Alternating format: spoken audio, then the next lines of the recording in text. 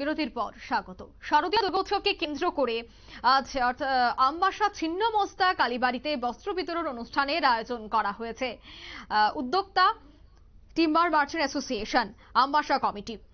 এদিন এই সংগঠনের সাথে জড়িত শ্রমিকদের মধ্যে পুজোর নতুন বস্ত্র তুলে দেওয়া হয়। প্রায় 25 জন শ্রমিকের হাতেই বস্ত্র তুলে দেয় টিম্বার মার্চেন্ট অ্যাসোসিয়েশনের আমবাসা কমিটি। আয়োজিত অনুষ্ঠানে উপস্থিত ছিলেন আমবাসা পৌর পরিষদের দায়িত্বপ্রাপ্ত চেয়ারম্যান গোপাল সূত্রধর, সংগঠনের সভাপতি রঞ্জিত চক্রবর্তী, সংগঠনের সদস্য অজিত সূত্রধর সহ অন্যান্যরা।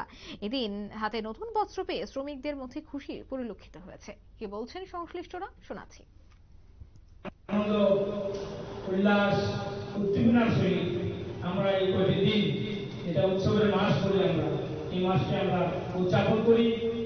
তো তার সাথে উদযাপন করব, আনন্দ উল্লাস করব, কিন্তু তার সঙ্গে যদি আমরা আমাদের ভাবের আদান প্রদান, উপহারের আদান প্রদান করি, তাহলে আমাদের মধ্যে যে সৌভাতৃত্বপূর্ণ